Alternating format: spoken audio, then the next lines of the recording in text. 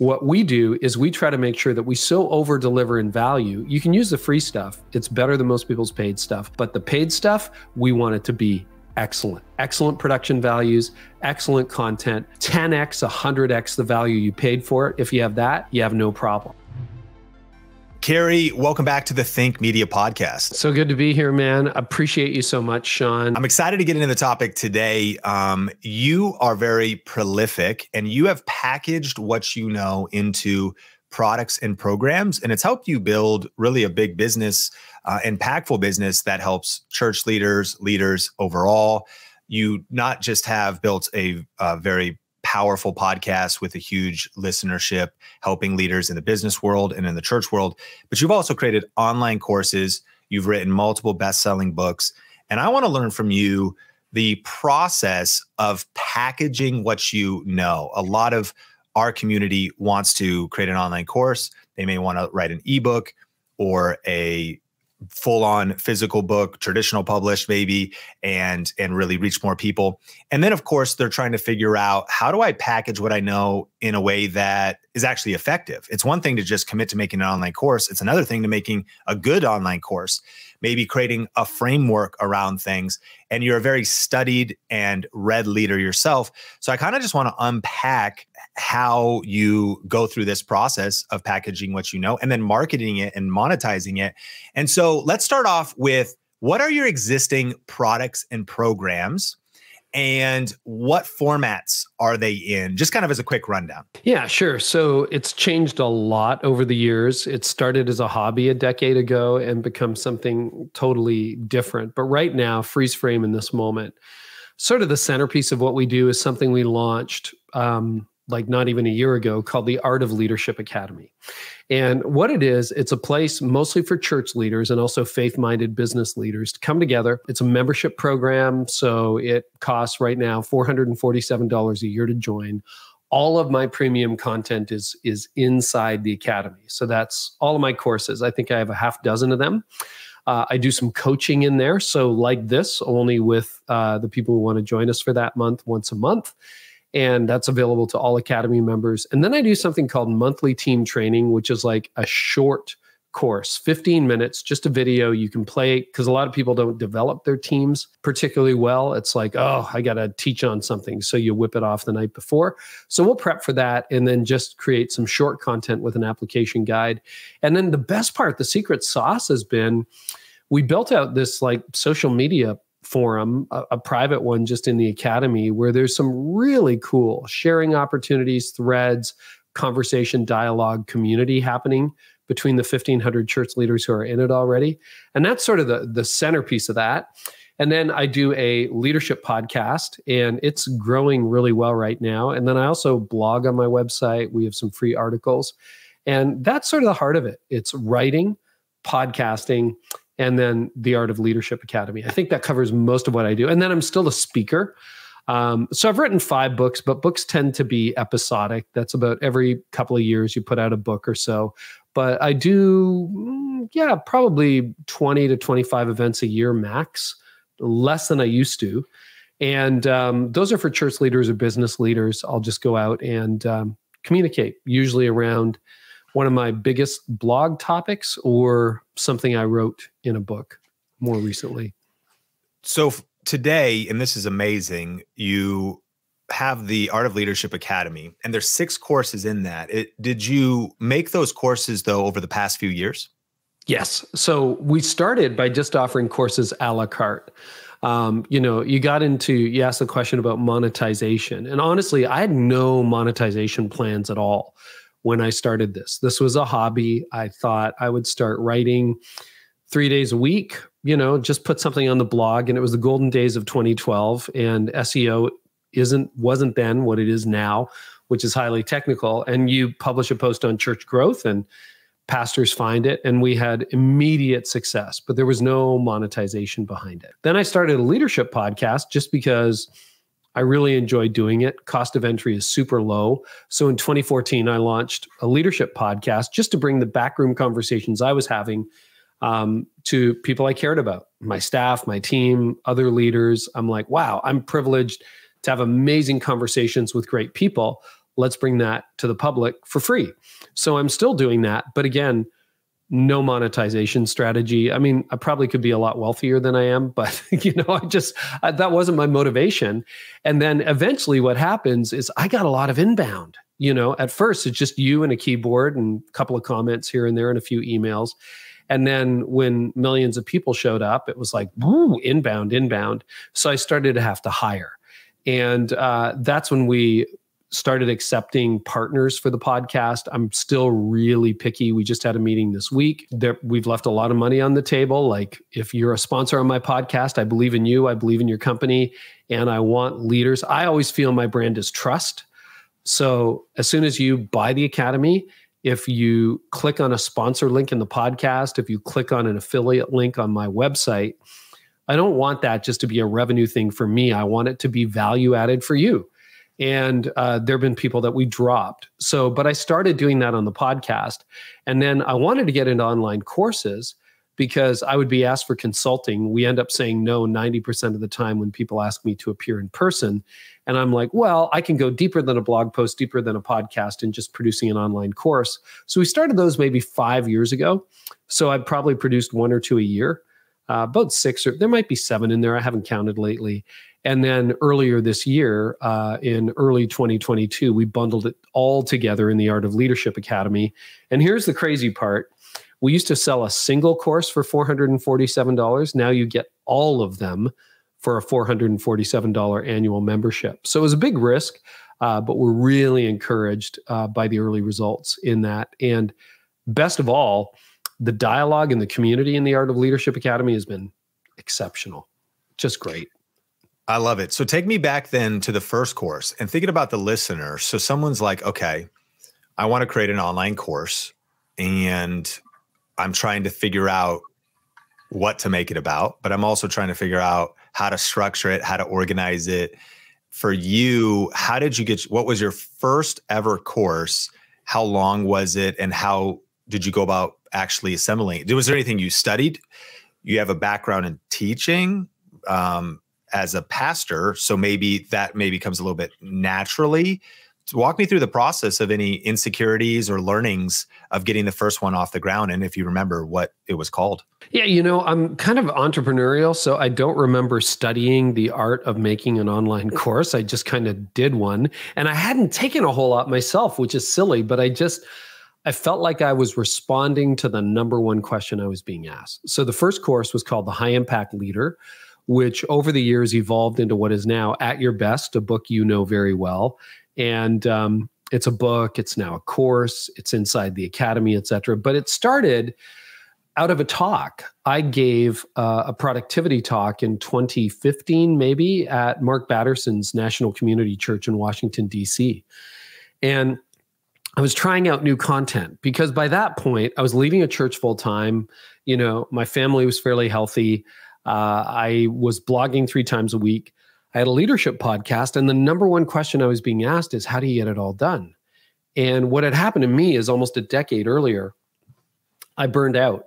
And I spent years reconstructing my life, getting coaching, getting counseling, and I created these principles that helped me stay out of burnout, helped me thrive, which eventually are now in At Your Best. So I hadn't really shared that content. People would ask me that question and I'd be like, well, you should think about how you manage your energy, not just how you manage your time. If you're a morning person, do your more, but it was very blah, blah, blah, like all over there. So for this talk at National Community Church, I tried to organize it and that took me days. I'm like, okay, well, what are the principles? I knew what they were internally, but I didn't know how to express them. It's like, somebody saying to you, how did you build Think Media? Well, you kind of know, but do you really know? That would take a lot of work for you to describe it step by step. Yeah, it was me and my phone and, I uploaded video to YouTube and here's my first video. But that's a different thing. So I spent the time, put it into a 45-minute talk and delivered it for Mark Batterson. And Mark stood up when I was finished. He intercepted me as I was sitting back down in my seat. And he goes, that needs to be a book. Well, I had just released a book and I had other priorities. So I'm like, well, maybe not a book, but maybe I could do a course. So I thought short, 9 sessions, less than 10 minutes each. I had a partner at the time in Orange, the Rethink Group, flew down to Atlanta, They had the studios and everything.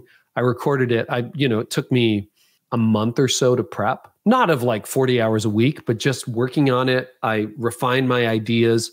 And the filter that I used was, I assume people had a short attention span. I'd never done an online course before. And the filter I used was helpful. How is this helpful?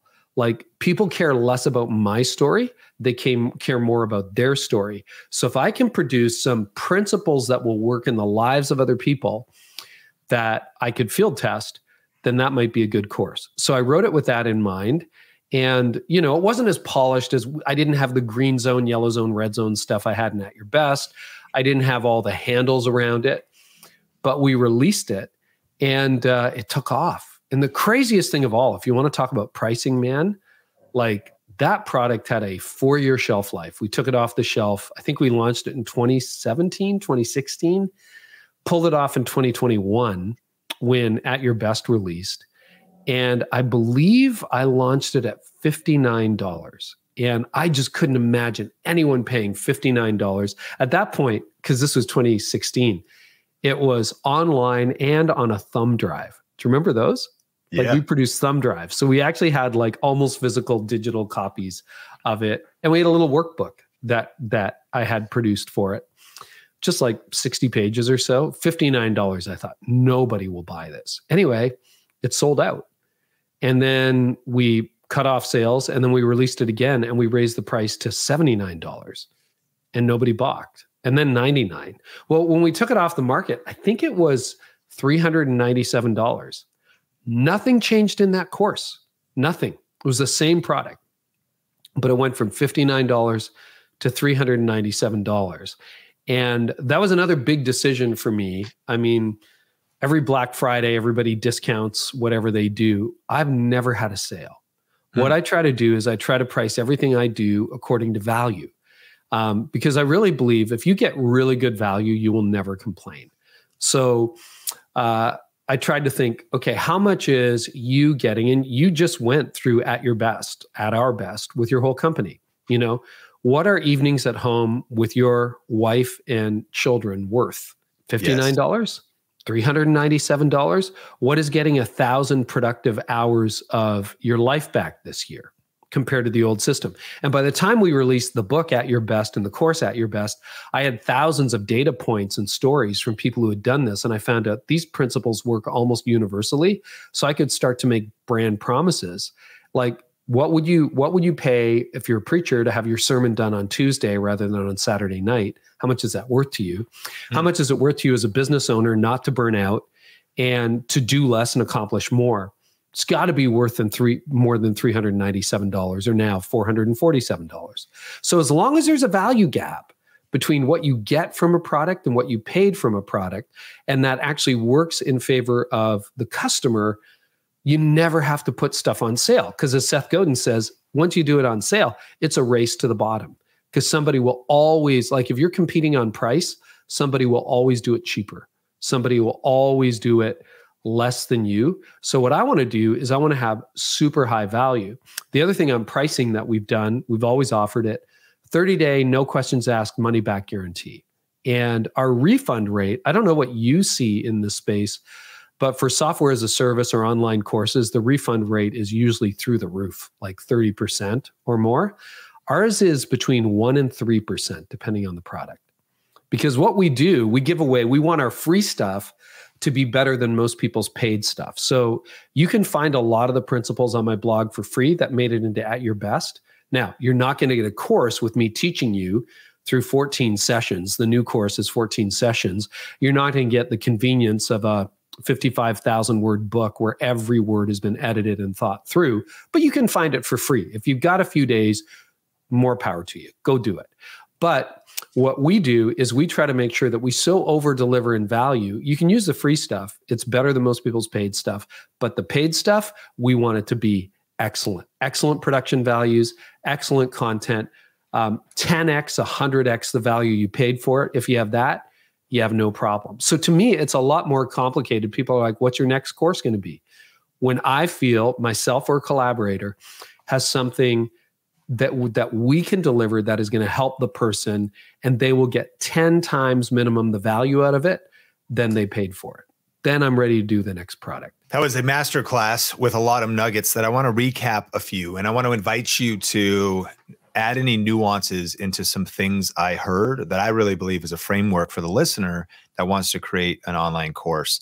Number one, you responded to the number one question you get the most. I think for listeners, as you're posting content and as a footnote to your content empire, you do have a podcast you started in 2014, but it is also a video podcast, meaning your YouTube channel and your not just getting great results now, but that continues to grow. So you're distributing content, you're distributing your blogs. And as you're adding a lot of free content up front, which many people are doing, you eventually develop even a small audience that starts to ask you a consistent question. And that, what should I make my online course about? The number one question you get the most. Probably for us, it's like, how do I start and grow a YouTube channel that makes money? And our main YouTube course answers that question. You then also, number two, did Raw first.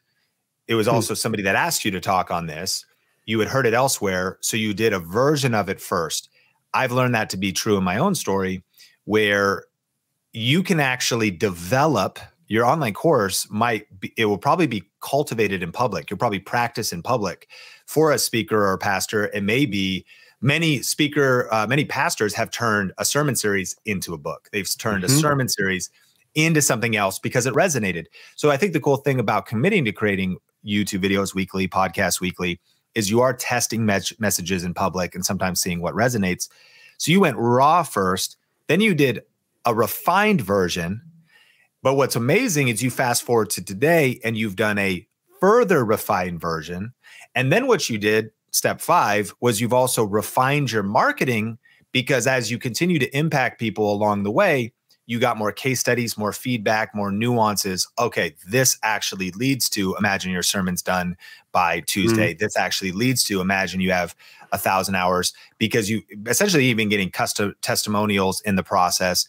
And I can relate to a lot of these steps because Video Ranking Academy is actually now 6 years old. We've redone it multiple times. It responded to that question. There was a raw version. There was a refined version.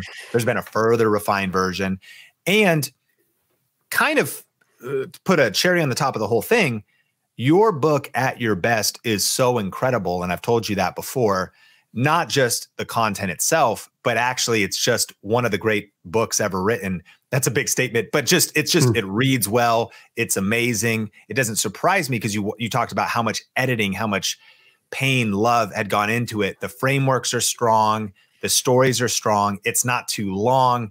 It's kind of like Albert Einstein said, I think, that if you can't explain it simply, you don't understand it well enough. Well, this shouldn't be a surprise to us, because you can take this all the way back to responding to a question, raw version, refined version, further refined version, living it, testing it, doing it over and over. And then once you bring it all the way to book form, it's kind of a painful process for the listener that's like, I want to write a book in the next 3 months, as opposed to, and you may be ready, but in case of a truly kind of viral message that I think you have here, that's also a perennial seller that'll keep impacting, it speaks to just actually the continuous refinement of one other nuance I noticed, which is kind of developing a core message. Kind of finding what is that genius zone, something that you've refined in your own life, how to be at your best, how to be a high impact leader, how to recover from burnout, which is, now we're talking really the legacy piece of this is, you could argue that a decade or decades have gone into the message because you experienced the pain yourself, you pursued solutions, you tested a lot of hypotheses and disproved them, you found the things that worked. And now fast forward to today, you've packaged it, but then repackaged it.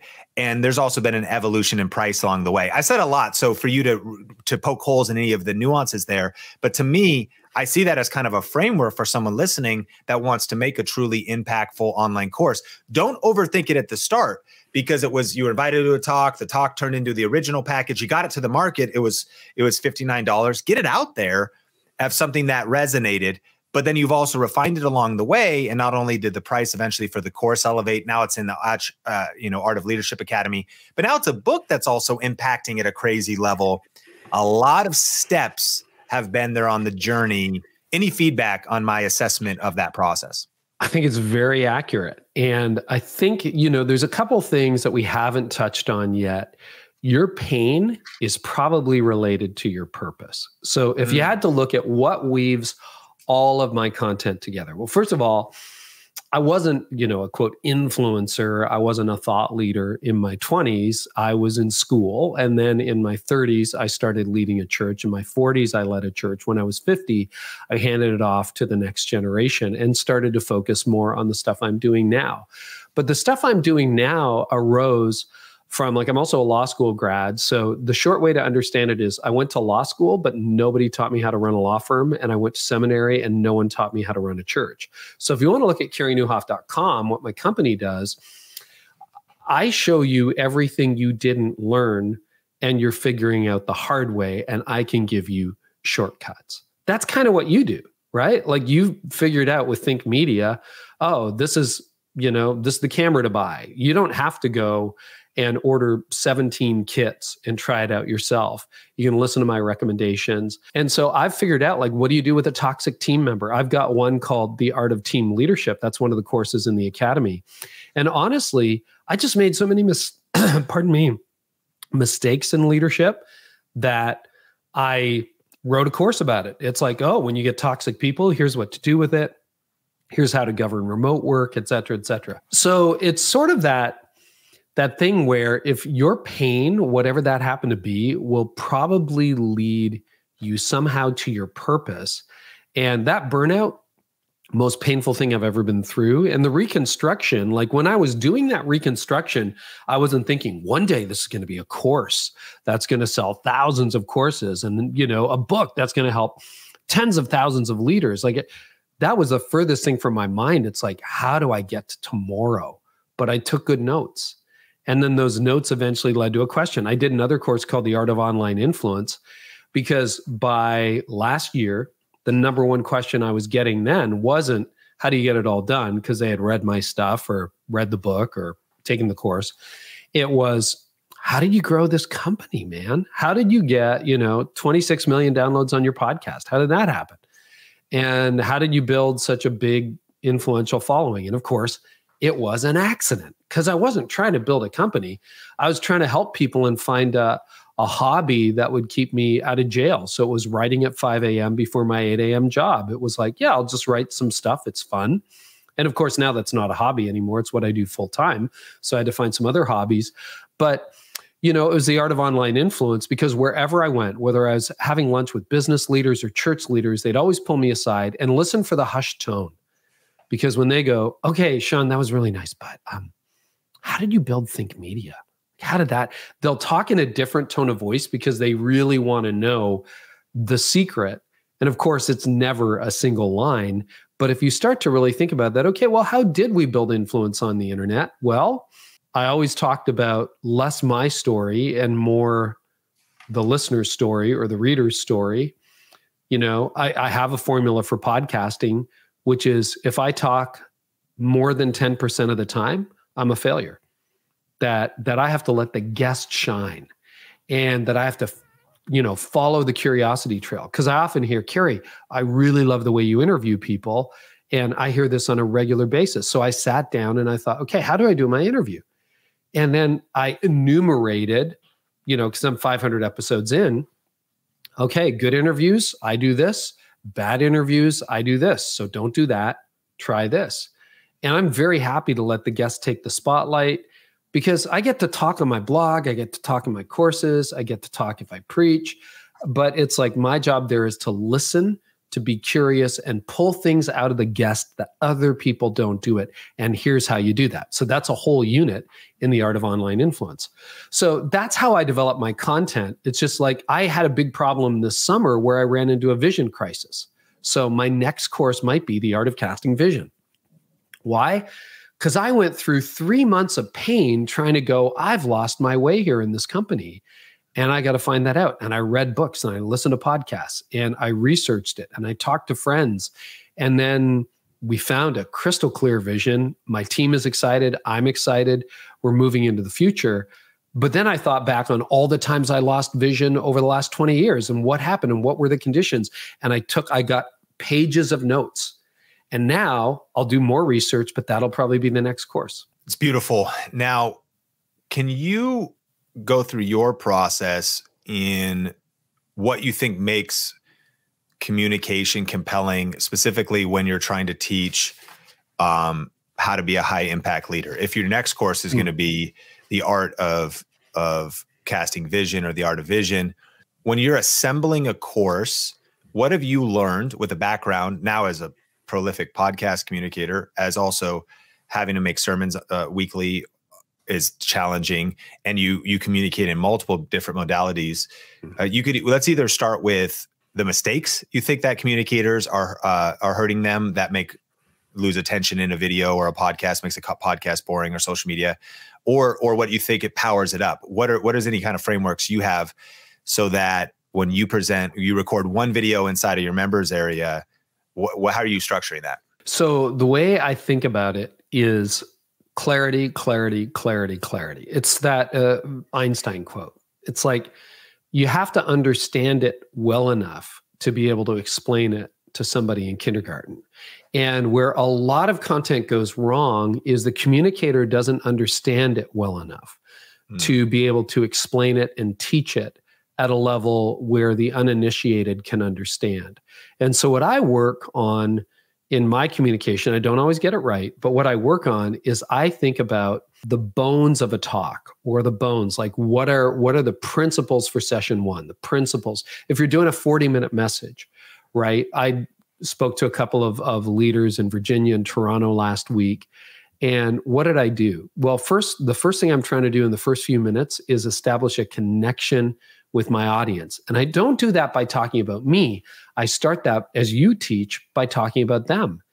And I'll ask them a really intriguing question. Like, why is it that so many leaders end up collapsing morally?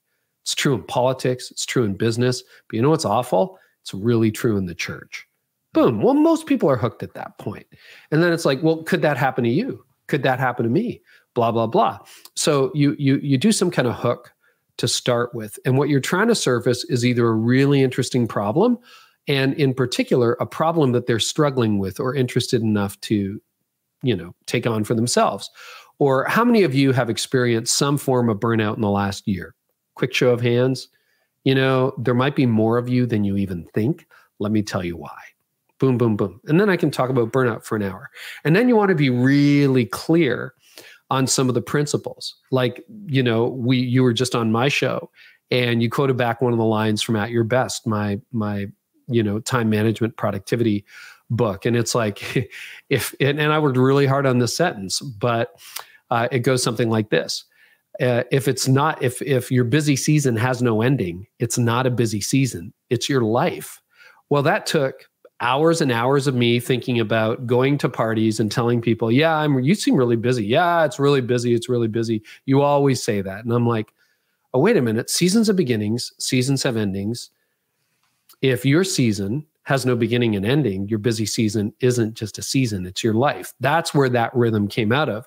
But that is like, if you have a big funnel, like all these ideas swirling around, boom, boom, boom. The problem with most preachers, the problem with most communicators, the problem with most video content creators is you get lost in that sea of ideas and you haven't done the reduction. Like, what's a really good pasta sauce?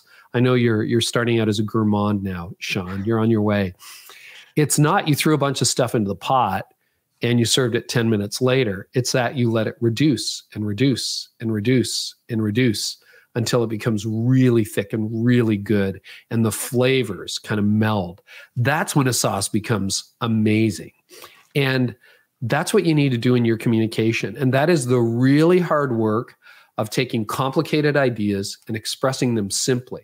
So, and in a way that resonates with people's experience. So once I have 3, 4, 5, 6 of those hooks, key areas, and I know like, oh, this could be a 6-unit course. Idea 1, idea 2, idea 3, idea 4. And in communication, Andy Stanley calls it this. I've learned so much from Andy Stanley. He says, what's your bottom line? So your bottom line is time off won't heal you when the problem is how you spend time on. I got a whole section on why vacations don't work, because we've all had that situation. We took 2 weeks off, lay at the beach, totally relaxed. We come back and we feel like we get hit by a truck on Monday morning by 11 a.m. Why is that? Well, the problem isn't the way you vacation. You know how to vacation, but time off won't heal you, because the problem is how you spend your time on. And what we need to plan is, how do you spend your time on? So again, that was hours of thinking into me trying to figure out, why do so many people come back from vacations and sabbaticals, and minutes after they get back, they feel like they never left? And it's like, that was it. It just hit me one day. I wrote it down, and then I had to figure out, how do I express it in a sentence that is memorable, so it's a hook, so that people can take it with them. So you want to have one for all of, even if you're doing a short on YouTube, you want to have a hook like that, on my burnout thing, if you don't take the Sabbath will take you, or leaders who never take a break end up breaking. Do you hear how that kind of rhymes as a phrase? Again, that's hours of work, just thinking, noodling, going for a bike ride or whatever. It's like, that's it. Leaders who never take a break end up breaking. If you don't take a Sabbath, the Sabbath will take you. That's burnout. It's involuntary rest. And then you write it down, and that becomes your hook. But those become memorable. And when they're memorable, they become portable. So you've really got to work on clarity of thinking. And that's hard work. And it's not Googleable, because people can tell. Did you steal this off some motivational poster from the 90s? Or did you steal it off someone else's website with a Google search? Or does that content live in you? And if it lives in you, you don't have to study. You don't have to memorize it. I mean, you'll learn your bottom lines. You'll learn the way green zone, yellow zone, red zone. You'll learn phrases like that. But my goodness, it lives in you. So it just kind of flows out of you, and people can tell. They can tell if you're faking it. They can tell if it's imposter syndrome. So what I would say is, the work you need to do is to look inside. Like, were you bullied as a kid? You got some material there. Did you fail in your first couple of attempts at content creation? You probably have some content there. So that's where I would look to the past, because those personal stories, the pain of like having to let go a toxic staff member, it's awful. And all right, well, I probably have some content there. What did I learn? Hey, we're going to get back into the content in just a second, but today's episode is brought to you by Tube1KChallenge.com. If you want to start or grow a successful YouTube channel in 2023, then you're going to love this free 5-day challenge hosted by me, Sean Cannell, and the Think Media team. We're going to be sharing the best tactics and strategies for getting views, getting subscribers, and the best methods for making money in a 2023 world, even if you have a small channel. We only do these challenges a few times a year. They are completely free, but you have to register to be a part of the private group where all of the streaming, all of the giveaways, and all of the community and connection happens inside of the Tube 1K Challenge. To register, just go to Tube1KChallenge.com. The link, of course, is in the show notes. Now, let's get back to the featured content. If you were to, let's workshop, assuming the Art of Leadership Academy is not where all of your courses live, but you were going to now, knowing what you know now, after all your experience, you were going to package and promote and launch this vision course. Break down over the next couple months how you would do it. How many videos do you think it would be? Where are you going to upload and host that? And maybe however you want to approach this, but if you were to just put yourself in the viewer, listener's shoes that wants to get a course off the ground, how much margin would you give yourself? How would you keep yourself motivated to, again, sit down, outline, record, upload, and what are those steps in your minds of just how you would do that today?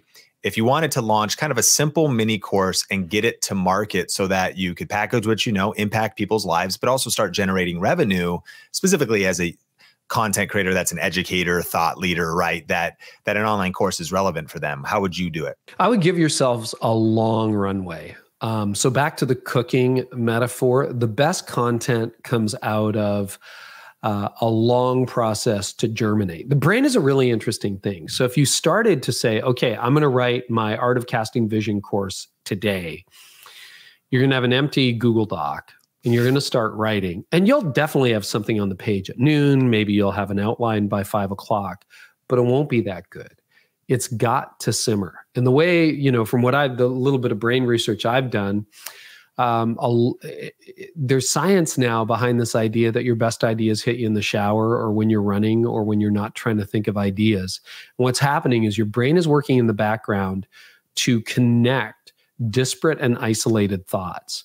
It's helping you gain clarity when you're not working on clarity. So you're mowing the lawn, and for some reason, the art of casting vision pops in your mind, and you're like, oh, wait a minute, that's it. And then grab your phone, grab your voice memos app, grab Evernote, whatever you use, your notes, and write it down because it's not coming back. Like, write it down in the moment. I've got so many voice memos. I've got so much stuff in Evernote where I'm just capturing. So I actually opened up an Art of Casting Vision file that I've been working on since August. So this is like 4 months old. I probably won't record a course until the spring. So let's say it's now been simmering in the background for 8 months. But what I have here is field notes. What I've got is a little bit about how I ran into that problem. And then can I give you an actual example of what I wrote down that will probably turn into session 1 of the course? Yeah. Signs you don't, and this is marketing language too. Signs you don't have a white hot vision. You're delaying on key subjects because you don't have clarity. You can't make decisions. Your drive is suffering. Maybe you're balanced, but like you just haven't got that fire in the belly. Your business or your organization or you are moving in random directions. Everything looks good. You've got mood swings. One day you're super motivated. The next you're super lethargic, and you've got a lot of brain fog. You can't really see your way through it. Now, I might change some of those, but like that's a really good start. Because people are like, all right, do I have a vision casting problem? It's like, well, here's some signs you actually don't have a white hot vision. Well, that's marketing language, but it also, what something like that does is if you're giving a talk, and I preached for over 20 years, so I'm used to giving talks in front of a live audience. What you want to do in those first 5 minutes, or what you want to do in that first 30, 60 seconds of your video, is you want to pull everybody in. You want to find as many common touch points as you can. So you might say, Sean, you might be like, oh, I have no trouble making decisions. But I'm like, yeah, but do you find that you have mood swings or you're a little lethargic, or one day you're super hot and the next day you're kind of like, I don't even want to do this anymore. Or you've got brain fog and you never used to have brain fog. You're like, okay, now I'm hooked. Or you're like, this is not for me. Okay, maybe it's not for you. Because if you don't have a vision problem, you don't need this product. I'm talking to people who can do a better job doing that. So I've got those notes. I've got those field notes. And then what I'm going to do is I will sit down one day, months in advance of recording it, or at least a month in advance of recording it, and go, that feels introductory, because my goal is to hook everybody in so that we're all on the same page and they can see how this applies. Some of them, they don't have a vision for work. Some of them don't have a vision for family. Some of them don't have a vision for their life. I've got a story in there. I interviewed Ramit Sethi, a personal finance guy, and he said, what's your rich life look like? That question bugged me for a month. And I had a good answer on the spot, but I'm like, more of the same, and more of the same isn't a vision. That will make it into the course. But I wrote that down, because now 5 months later, I'm not going to remember that, or I might remember that by chance. So then I'm going to start organizing the content. And then I'm going to say, well, what are the gaps? And I'll probably do some reading on casting vision, look at some HBR articles, see what's out there. But again, this is your content. You're not there to redo the HBR. That's Harvard Business Review. They do that better than I ever will. So then, I remember Arthur Brooks, his book From Strength to Strength, learned one thing from that. Then there's a Tim Ferriss podcast. I gleaned a great quote from a guy named Roelof Botha. I've got that in here. I'm like, yeah, I'm going to talk about the size of the problem. So one of the units will be the size of the problem. What problem are you trying to solve? And then I'm going to talk about that problem should be big. It should be inexhaustible, and you shouldn't be able to solve it in the next few months. Like if your vision is to grow by 20%, you might solve that by Q2. Where we landed as a team is our new vision is to reverse the decline in the church. Mm-hmm. And when I share that with people, it gets an oof. It gets a, oh my gosh, like, are you kidding? Do you know how big that problem is? Exactly. But we could work on that for 20 years. and it's going to be bigger than us, and we're going to need partners, and we're going to need people to help. So, what is your big problem that you're trying to solve? And a lot of entrepreneurs, they can't answer that question. And when you can't answer that question, you don't really have a product and you don't really have a message. Like, what are you trying to do? Are you trying to solve self-esteem for young girls? Are you trying to solve addiction issues? Are you trying to solve growth problems with meteoric growth in a company? And it's got to be big enough that you can't solve it by the next quarter. Otherwise, your vision isn't going to be red hot. I knew what it was when I was in a church because it was so easy. We had 300,000 people who wouldn't be in church on a Sunday morning within a 30-minute drive of our church. That's a pretty big problem. We're probably not going to solve that by next weekend. So that's going to give us something to work on. But, and so those are some excerpts. So then I put the bones in place. It's like, hey, session 1, going to talk about signs that you don't have a clear vision. Then we're going to talk about step 1 is to define the problem. Here's some exercises. Then we're going to talk about how do you relate that to a vision? What's the difference between a vision and a mission? And then we can talk about how do you communicate that vision? How do you explain it? And then there's probably another unit in there. And then I'll start to build those out. And then, we'll get the film crew and I'll have all the content written. In an ideal world, I'll have the application guide done because I already know what I want the teams to do before I record the video. And then we'll just shoot. And then we go into marketing. But if you've designed the course well, the marketing is already baked in because you already know what problem you're solving. You already know who it's for. It's not like I created this thing in an isolation. You already know who it's for, and you know what their pain point is. And the other thing I'll do is I'll test these ideas out in the academy by asking questions of the leaders we have there. And I'll test these ideas out on social media. And I might even do a reel or a short where I'm like, hey, have you ever suffered from these problems and what's the issue? Or what big problem are you trying to work on right now? Let me know. Because then at minimum, I'm going to get examples. Or another thing you can do, I did this in the academy recently. I'm doing the monthly trainings. We got a video shoot coming and I'm like, hey, what do you wish I would talk about? Or what problem are you trying to solve? So get listener feedback and that will inform it. And if you've got the combination of listener feedback and some expertise in an area, you potentially have a product. You certainly have a subject. Maybe you have a product. Wow. So 8 months simmer, then organize it, then asking what are the gaps, research some more, then bones. Do you consider the bones the outline? Like writing an outline? Mm-hmm. Mm-hmm. So then outline it, then film it, then also, if possible, create a guide, and a good online course comes with a workbook, essentially. Yeah. Yep. And then upload it. What do you practically use for your hosting at this point? So yeah, my team's better at answering that. I believe it's LearnDash and Mighty Networks. So LearnDash is where our courses live and all of our video trainings that are the ones behind the paywall. And then inside the academy, and then the chat and conversation and community in the academy is hosted by Mighty Networks. So they have 2 platforms. One is the Mighty Networks label. We have the white label version of Mighty Networks. So when you go in, looks exactly like we would design our own custom academy. And at the bottom is a little copyright Mighty Networks. So we white labeled it. Got it. Yeah. And our YouTube Bootcamp community is hosted in Mighty Networks. The white label version then allows it to be, they see the name of the course essentially, or they see the Art of Leadership Academy, and it's like experiencing your brand with all of your branding, all of your graphics. And then at this point, and try to go back to being in the shoes of someone who's just starting and maybe that doesn't have a team and probably doesn't have a team. Do you think it's possible to create, shoot, outline, upload, organize, landing page, email list, launch a course completely by yourself? I certainly couldn't do it by myself. And remember, I was doing this as I was developing a revenue model. So I had to go to partnerships. Now, I'm also in my 50s when I'm doing this. If I was 18, I would probably be a lot better at that stuff. So I'm definitely the content 30,000 foot vision lane. That's what I do. But at the time when we launched our first course, I had 2 assistants. That was it. And they didn't really have the technical skill either. So we leaned into people like Alejandro Reyes, who helped us market and launch the course. I leaned into the video crew at Orange and Rethink because I didn't have a video crew, and we did a revenue share of that first course that I produced.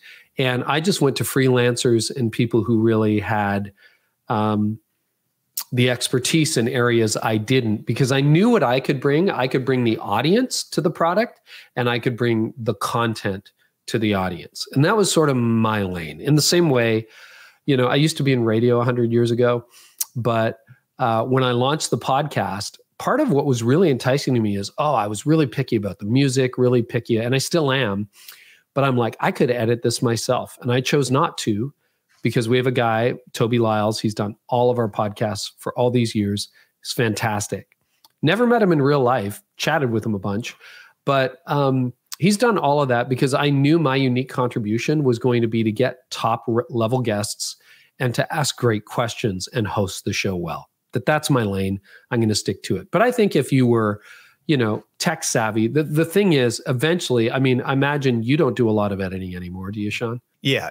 And to that point, I did pull off some online courses. Mainly, I created a YouTube for Churches course back when I wrote my own ebook. I still had an editor in the church and some other things. Yeah. Hustling with friends, kind of assistants, freelancers, uploading some videos. But as soon as we entered this era, in those early days, Heather Torres jumped on the bus and was the equivalent of, I think, your two assistants, someone helping upload the videos into the course, send out emails, get the members area organized, all that kind of stuff.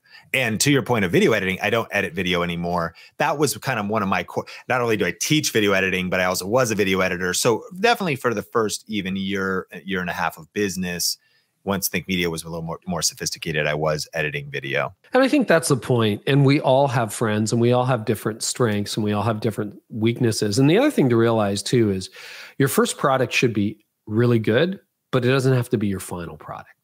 Our courses have gotten better and better over the years. And I mean, one of them we shot in lockdown, right? So it was my son coming in on my iPhone to record a course. Now we replaced that one with another course down the road, but yeah, you can get started pretty humbly. But what you have to make sure is that the value that the user gets out of the course, and that's why I'm a big guy for workbooks and application guides. The value is always, it's like in a can of paint, right? The value of a can of paint is in the application. If I have 5 cans of paint in my basement, does nothing, doesn't help anybody. If I apply it to a wall, I got value out of that. So I want, and that's why the refund rate is so low. That's why people buy the products again and again, because they got so much value out of it. If it's just helpful information that you forget by dinner, nobody's coming back. So you've got to figure out, how do I make this stick in the end user's life? That's very powerful. And I've learned that at the end of the day, if your online course can get the person who's going to purchase it a result, then that's the bottom line, Andy Stanley. You know, simplified down with the bottom line.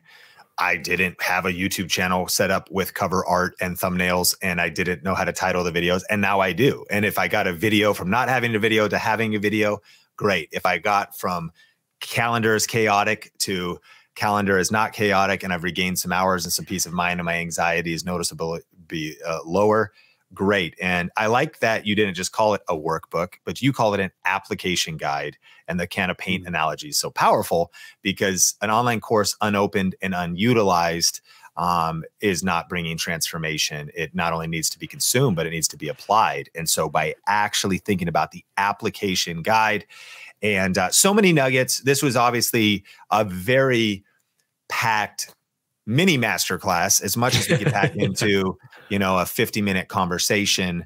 But I really appreciate, you're very prolific already with this. There was so many incredible nuggets in this process. And so I recommend, if you're listening to this, to re-listen to it, to pull out some of those details. And I like the grace that you gave us at the Think Media podcast of give yourself a long runway. In today's world, we just feel so much pressure, so much comparison on social media. We never know people's process, but we see this person, oh man, they're launching something, or they're doing that, or they're doing that, and I still have an idea. And And I love what you've learned about simmer, let it simmer, organize it. And what I respect the most is also that you just care so deeply about the end user getting a result, and you care deeply about spending the time refining the idea. I do think too many people are rushing content to market, or they're rushing content that's okay, but it's not great. And that also is why people stay stuck. Cream rises to the top no matter how many cups of coffee you pour, but it takes time to develop that cream. You have to let it brew. You have to let that simmer, and the intentionality you put in to build out those incredibly poignant phrases. It probably encourages us listening to this of realizing that took a 5-hour bike ride for you to ultimately write a sentence.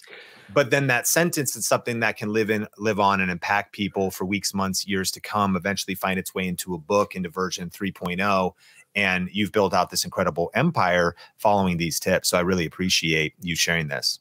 Can I add one more tip too? I was thinking about this week, and you helped me connect a few dots, because if you give yourself a long runway, so you don't have a long runway, okay, do a reel. Okay, that reel isn't going to live 2 years from now. It's not.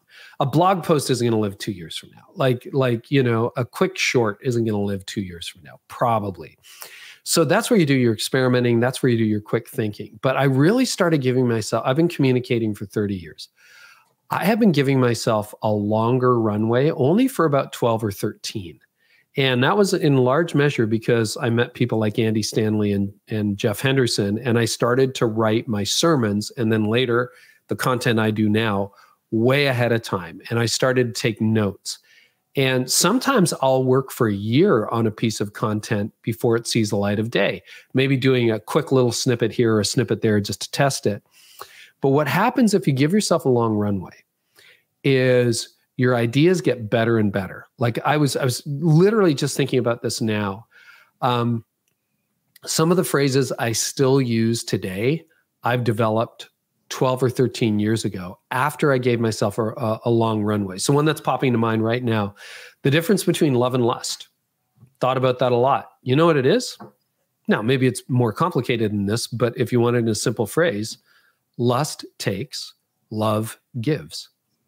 If you're lusting after somebody, you want something from that person, and you don't care about that person when you're finished with that person. If you love someone, you want something for that person, not something from that person.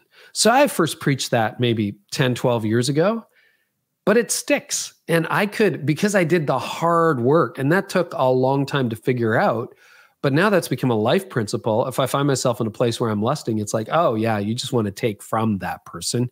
You don't want to give to that person. That's not love, that's lust. And the same is true for your audience, right? You can be like, I want to take from you, I don't want to give to you.